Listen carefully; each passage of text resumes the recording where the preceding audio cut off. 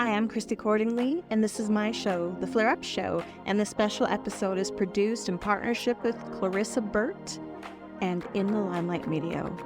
I originally created this show to advocate for myself through chronic illness, but today it's grown into a wellness show that's listened to all over the world. I love to practice well-being for the whole being. So if you're ready to rise, thrive, and elevate your life, stay tuned, enjoy the show, and thanks for listening.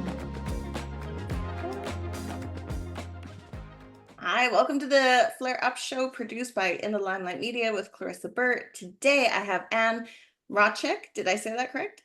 Yeah. Mracek, Mracek, good, yay. And she's the author of the newly released book, Unpacking the Attic, A Path to Healing Your Inner Child, written in real time as she emptied her parents' house and helped them transition to assisted living. This is told with humor and empathic insight. The vivid stories of her childhood were triggered by seeing the items brought out of the house for the last time. Retrospection can be a powerful healing elixir. I totally agree. She's the author of My Best Friends Live in the Woods, The Adventures of Albert on YouTube. Each chapter teaches concepts of mindfulness and compassion, followed by discussion and questions to encourage conversation. She was the director of the Abla Rux belly dance company. She's the author of the children's book Friendship Flies the Sun, the ancient Egyptian legend of the scarab beetle. She's the founder of the Mracek Studio in 1979. She teaches voice, piano, music composition, and she has her bachelor's and master's degree in music theory composition from the University of Canvas. So creative, so beautiful, so much to share with the world. Oh my goodness. So just welcome, Anne. It's just a pleasure to have you here. Thank you, Christy. I'm delighted to be here. This is going to be fun. It's going to be really fun. As I was reading that, just as a personal side note, my children, so me and their dad are not together anymore, but his mom is in the process of moving to assisted living. And just yesterday, my child, my oldest, who's just a brand new adult, sent me a video of my mother-in-law's house. They put it to music and and I was like, oh, I wish I had done that with my grandparents and so many. It was just so beautiful. Nice. So Very this is nice. really timely having you here. Share with us. I want you to do more speaking than me, so I promise. So tell us a little bit about you. What was your personal journey that inspired you to write your book? Well, my parents announced that they were moving into assisted living apartment next week.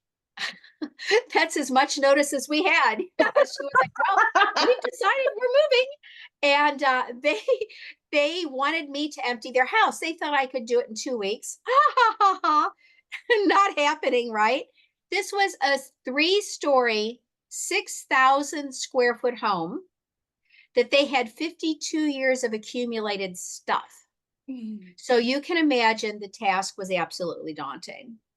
And as an aside, at the back of the book, I have a free offer for anyone who wants a bonus chapter, which is called Overwhelmed to Empty Walls. So it is the practical guide on how to do this, because that was obviously a big part of the experience, was the actual physical unpacking the attic. But metaphorically, it triggered a lot of childhood traumas, quite honestly, and suppressed memories, as I saw the items of my childhood being brought to light for the last time, either given away to friends and family or donated, or even sometimes just recycled. It really did give me a adult perspective on the memories that had so often triggered emotional feelings of inadequacy, and really, I guess, a low self-esteem. Yes. And it also brought to light relationships within the family that were truly broken. And it was really time to shine the light on these things and to work toward better relationships and functional conversations.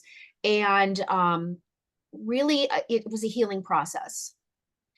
And as I say, retrospection can be a powerful healing elixir. I really believe that our society does not allow or value nearly enough time to look within and to give yourself the time and the grace to reflect on your past so that you can move forward empowered and let go of all of those old narratives that are no longer serving you. And I wrote this really as a personal journal to begin with. I really had no intention ever of making this public or publishing. But I shared many of the chapters with family and friends and so forth. And everyone just kept saying, "Oh, you have to share this. I wish I had read this in my past," or "This is helping me so much now. I need this." You really must share. So after about 8 years of the book sitting in my file cabinet, I had a dream. And I was awakened in the middle of the night. It's about 2 o'clock in the morning. And my spirit guides said, "The title of your book is Unpacking the Attic." Oh. And I was like, thank you. What book? I had completely forgotten about it. I had just written it for me. It had served its purpose for me. I was transformed. I had put it in the file cabinet and I was done, right? And the next morning, I had in my inbox, in my in mail, a letter from the Steve Harrison Publishing Group. And so that was almost a year ago now. And it has been a journey of actually turning this diary, basically, a memoir, into something that I think really the world is ready for. And I think it's timely. Unpacking the Attic really does take you in real time through the process of reevaluating childhood traumas and memories and putting an adult perspective on them and rewriting those old narratives so that you can frame them in an adult perspective so that the memories no longer trigger those emotional childhood responses, but are reframed now as an adult. So it's been quite the year. It absolutely, and I love that. The thing about inner child healing and those memories and nostalgia and the Mhm. things that were so real to us as children, Yes. it's so complex because for myself, sometimes when I think of those traumatic memories and I feel guilty, like I'm not grateful enough to my parents because it wasn't like they intended to do anything. Of course. And it's just part of growing up. But Right. also back then, when you're little, you rely on others for your safety and your Right. survival. So Right. that adult perspective is really, oh, yes, I absolutely feel that way, felt that way. But now I can protect myself. Now I'm Right. everything I need to survive. So it doesn't have to be scary anymore. Right. Right. Exactly. One of the big childhood traumas I found is rejection. Yeah. And I experienced this profoundly from my grandfather. The only grandparent that I had was still living when I was a child growing up was my paternal grandfather. And Stoic Pop, we used to go visit him in his two family flat. And the only two words I ever remember him saying to me were "sit down." And he would point to the red velvet couch, and I would sit there frozen while he and my parents would go into his kitchen. And I would hear the sounds of conversation and I would smell dinner and I would just sit there forgotten the whole evening. After they'd eaten dinner, he would come back into the family room where I was seated, sit in his big overstuffed chair, stare out the window, and puff on his pipe. And the room would smell of cherry wood smoke. And I would stare at him intently, and he never would look at me. And as a child, all I ever wanted was to sit in his lap. And even into adulthood, I tried to get his attention. I kept telling myself, well, I'm not a good enough child. Maybe when I grow up, he'll like me. Um, I am a piano teacher, have been for decades, and I used to take students to his nursing home to perform Christmas carols. And he would always leave before the performance and wouldn't speak to me afterwards. So he died with that broken relationship still there. And in the process of going through my healing journey, writing Unpacking the Attic, I came across his pipe, and I've kept it. It's a symbol to me of my childhood and of those broken relationships. And this pipe is what triggered all of those memories. I had suppressed them, Yes, of and it course. brought everything back. And so now I decided, I'm going to write him a letter. Even though he's a spirit now, I'm going to write him a letter. And my first inclination was to scream at him and to be angry and to demand an apology. But the longer I thought about him and about the things I had been told about him, I knew that my grandmother had died when I was still just an infant, his Mm. wife. And I began to see that he really lost his luster for life when grandma died. He was broken. And it really, as a child, you are so self centered. I thought I was a bad child. I was not good enough for him to want to love me. And it had nothing to do with me. He Yeah. had a broken spirit, and he was unable to participate in the relationship with the grandchild, which is such a shame. So in the end, I wrote, I'm sorry you were broken, and I forgive you. Yes. And, we both deserve so much more. He lost out on the most precious thing in the world that I am now discovering, and that's the chance to laugh with your grandchildren. And in an odd way, he gave me that gift because I understand how fleeting those moments are and how precious that time is with my own two grandchildren now.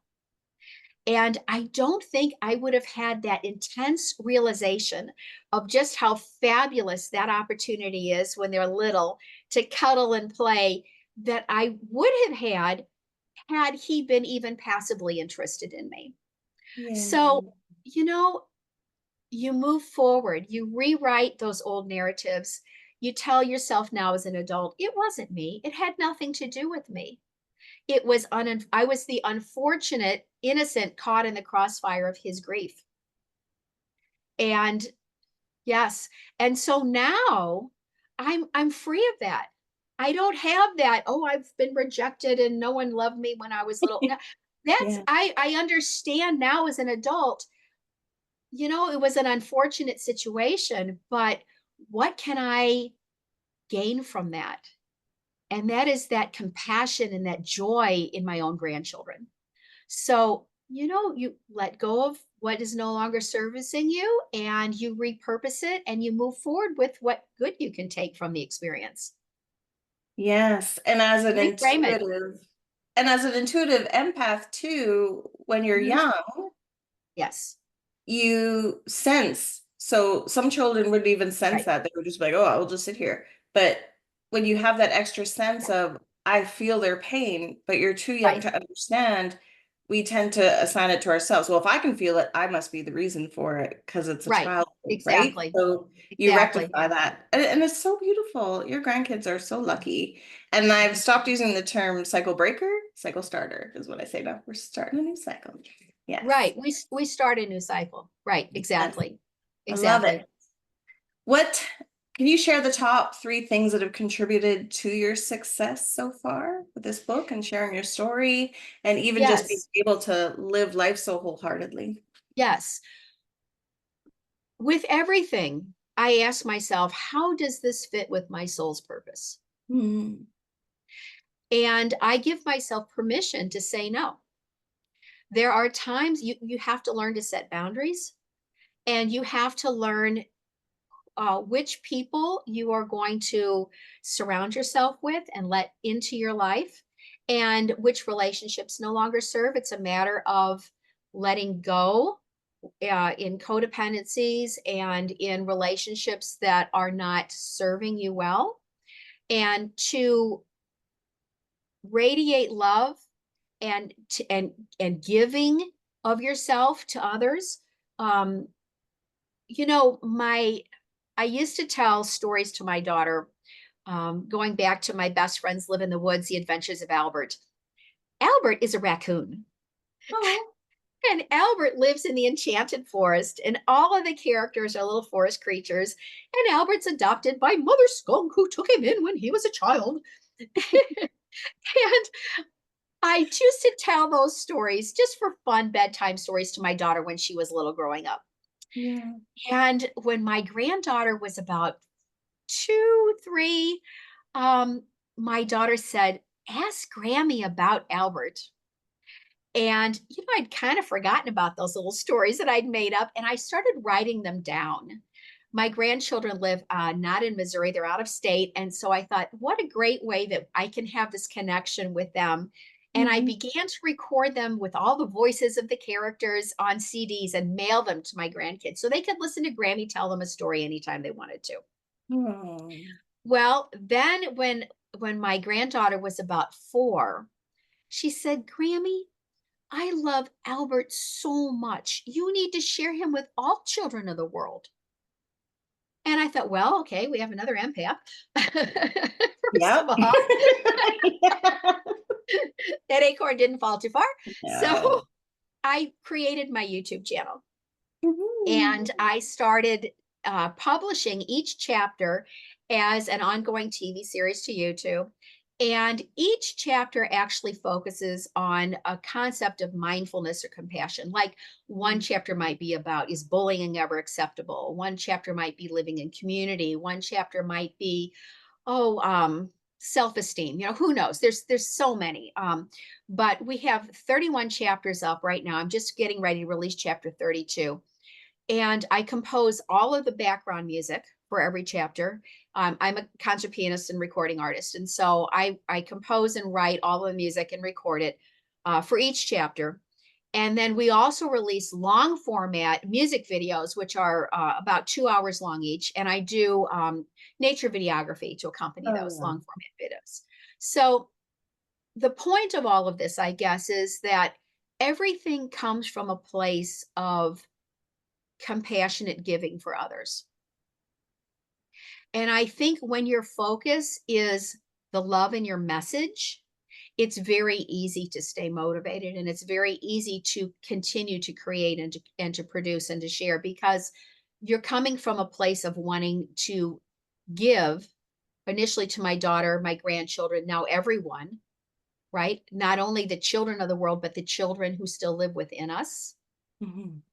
That message of you're everything you need. You are not broken. You are made perfect and divine. And everything you need to heal is within you. And so let me help show you that joy through the creativity that flows through me from source. So I think being connected to a sense of your divine self and the universe and the source that flows through you makes it very much of my inner joy Mhm. to create and to give. So all the projects really have a central core where they're related. They all come from that passion of creativity and that willingness to share. So yeah, it doesn't matter whether I'm writing about healing your inner child or I'm speaking to the children through the characters and the voices. It all comes from the same motivational source. Love. You're describing Love. love. Right, right, right. The divine universe, um, great creator, whatever your name for it is. But yeah, love. Exactly, exactly. How helpful was the practice of mindfulness and compassion in healing your inner child and helping others heal their inner child? Well, it's core, it's central, and it helps you to reframe memories that were maybe painful. For example, when I was little, my father had a sister that was almost 20 years older than him and a sister that was 15 years younger. Oh, wow. And so, therefore, they had their families very out of sync of me. I was an only child. So my cousins were either so old, I called them aunts and uncles, and they were married and starting to have their own families, or they were infants. I Mhm. was the only one in between. So it was a very solitary existence. So even when we went to my older aunt's house for Christmas Eve, the house was loaded with people. There were 40, 50 people there, and I was completely ignored. I was invisible because I wasn't of a generation that related to any of them. My older cousins didn't want anything to do with me because I was just a stupid little kid. And then as I got older, my other cousins were infants. So there I was, always alone and stuck in the middle. And the highlight of the evening for the rest of the family was when everyone piled into the family room to the Christmas tree. And there were presents literally stacked out into the middle of the room. And they were descend upon the pile with squeals and paper flying. And I would always retreat to the back of the room and study the painting that she had on the wall behind the bar of the flamenco dancer, because there was never a present wrapped up with my name on it. Now, don't misunderstand. This is not about getting presents. No, no, no. It's about feeling like you are a member of a family, about feeling valued. And I always felt such an injustice. And I carried that for a long, long time. But, you know, in reframing all of this, I've realized I got the most precious gift of anyone. I became critically aware of how important it is to be inclusive, Mhm. how important it is to make people be seen. You know, I see you, I hear you, I understand, I know you're there, I value your presence, I value you. And I have made it my practice now that anytime anyone is invited to my home for the holidays, I have a gift that I have made for them weeks in advance, wrapped. And what I do is I make ceramic Christmas tree ornaments. And I create the clay, I fire the kiln to bisque, I do the glazing, I glaze their name in the back and the year, fire Mhm. it again. And so it was something that I prepared literally weeks in advance. It's a long process to do fired ceramics. And it's there and it's waiting for them. And it says, I see you. I value you. I I want you to know that I spent my time and creative energy to honor you. And I think had I just been included in that throwing of wrapping papers, you know, all of those gifts are forgotten or outgrown or broken or lost. But my gift was wrapped in compassion. And I carry that with me to this day. It is so important to be inclusive. It is so important. The So, belonging is key. right, Where right, belonging, right, exactly. And I think that's a core value that I have now with my family and my grandchildren. I want them to know they're seen, they're valued, everyone, not just the grandchildren, everyone in my life. Because I think that's central to being human. I think that's part of what we're here to do. That's part of our soul's purpose, is to value and love and to connect and to support and to be there for each other. And having been so isolated growing up, it's really made that a conscious core part of my belief system now. So, yeah, it's, you take what you need and leave the rest, right? yes, rejection and abandonment, I Hmm. can relate to. Yes. I what one of my largest struggles in adulthood has been, and there's still some room for growth here, is Isn't that that always true? yeah, oh yeah, it doesn't stop. It just goes deeper and deeper. And is the validation piece, because Yeah. that's what we're crying for when we're young, is that connection and Yes. then some external Right. validation, like I'm here. But we have Right. to learn how to provide that for ourselves and untether ourselves from that outcome as adults. And that can be really tricky because society still sends a message of external factors for success, right? But there's so Right. much Right. more fulfill it. There's so much, right? Right. Um, so that's the way that has sort of manifested in my life as an adult. Mhm. What other ways have you seen childhood traumas and limiting beliefs, which I think are actually limiting experiences? I call them limiting memories. Right, right. How do they Well, manifest? Yeah, how do they yeah. manifest in adult lives? I mentioned that I'm a pianist and a recording artist. Yeah. Okay.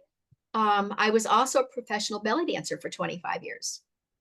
That's a lot of being in the spotlight, literally. Okay. That's a lot of being on stage. It's a lot of performing. And I started off with a terror of performing. So interestingly, what I ended up doing for a living was the main fear of my life when I was little. So go figure, right? And it all started because I was a very good piano student. And my teacher, when I was in third grade, dropped off a stack of music to my mother at our house and said, Ann needs to accompany the Girl Scouts in an all school auditorium Christmas Carol performance in 2 hours. She says, I'm supposed to be doing it. I can't. Something's come up. I need her to fill in for me. Now, Mhm. if she'd have asked adult Ann to do that, I'd have just sight read the pieces. Sure, no problem. I'll be happy to help you out, right? I was in third grade. These, Can I this have a heart music, attack? 9 years old? Is this possible? Can I just? this music was decades above my skill level. Why she, I can't, and being a piano teacher now, why she thought she could dump this on me is unfathomable. I would never do that to a student now. I was like, what? So, but my mother dutifully drugged me up there and sat me down at the piano on stage. And I had practiced the 2 hours that I had, and I dutifully played the introduction, like dum, dum, dum, dum, at that tempo. And then they started off singing about 800 miles an hour. And my eyes crossed, and I'm trying to look at the music, and it's going by so fast. And I can't even turn the pages that fast. So what? Oh, it was awful. And poor little kid, I ended up bursting into tears because I mean, there's like 300 people there, right? And running out of the gymnasium. And I went and I hid in the locker room.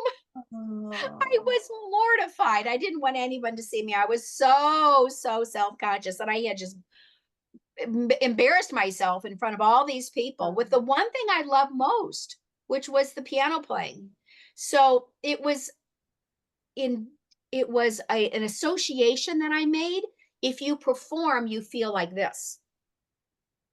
Okay. So those became linked. And then from then on, I would love playing the piano for myself. But anytime I was in a performance situation, I would I would freeze because Mhm. those triggered emotions would rise up in me, and I didn't understand how to break that link.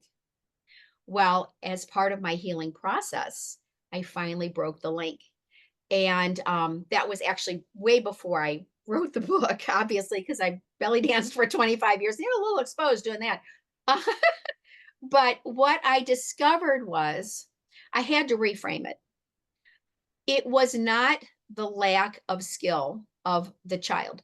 It was not the lack of the attempted preparation. I practiced for 2 hours, which for a third grader is a lot. It was really the irresponsible actions of an adult that should have been protecting me that did not. Yes. Okay. So when I finally stood back and said, this had, again, nothing to do with me. This was the innocent child caught in the crossfires of a very selfish act. This teacher didn't want to be at that performance, although she had committed to it. And she dumped that responsibility on someone who she knew, she had to have known was not capable. So she set me up for failure, and she set me up for that trauma. But I have to realize that that has nothing to do with who I am and what my abilities are and where my passions lie. And when I began to forgive her, it took And your that. I mom had to too, be right? For not stepping in, knowing, right. right? I had to forgive her, and that released me. And at that point, then I began to be free to enjoy performing again. And it led to this wonderful 25-year career with my own dance company, Abla Rocks Belly Dance, which translates, by the way, from the Arabic to mirror dance, because we used to wear little mirrors on our costumes. And that was a joy. It was a blessing. That inspired me actually to write my first book, which is called Friendship Flies the Sun, the Ancient Egyptian Legend of Scarab Beetle, and which we just put out as a second edition, actually, on Amazon. So that's kind of fun. But we used to perform that as an interactive children's theater production. And we would go to schools and Renaissance fairs. Most schools have a course that they study about ancient Egypt. And we would come and we would perform that book story as an interactive theater production. We would bring the kids up on stage. I would teach them how to do the camel walk and have them dance with little veils that I'd sewed. And I would teach the history of the finger symbols called zills. And so it was a matter of sharing my passion for the subject matter and sharing my passion for the history in a fun, interactive way. And the book's core message is when we give of ourselves in love and kindness for others, those selfless acts are the ones for which we will be remembered. So what ends up happening is a quick synopsis. Scarab Beetle sacrifices himself to fly forever, the sun and the moon, around the earth for the love of his two best friends, the belly dancer who wants it always to be day, and the camel who wants it always to be night. So he's remembered for all time for this selfless act. So that's the core message is that willingness to give. But overcoming stage fright, quite a story. I love it. I would probably be like, yeah, keep going faster. The faster you go, the quicker this is over. I just ended up just turning pages. Bring it on. Couldn't even get a note in. Wrap this up. Yeah. Thank you for sharing. I love that. That is a great, great story. And yeah, you just have the best attitude, the best. You're really great to speak with. Where can people find you and get more of you?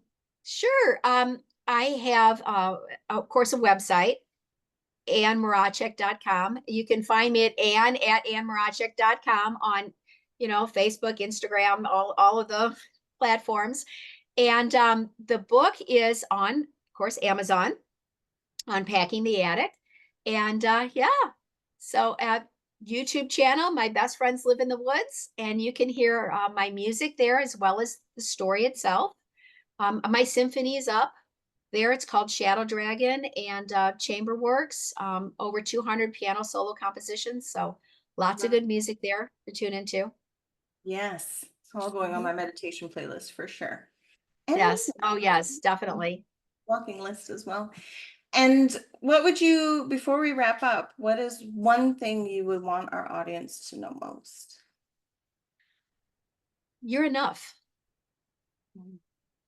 You are perfect. You were made by the divine creative mind of the universe, and everything you need is within you.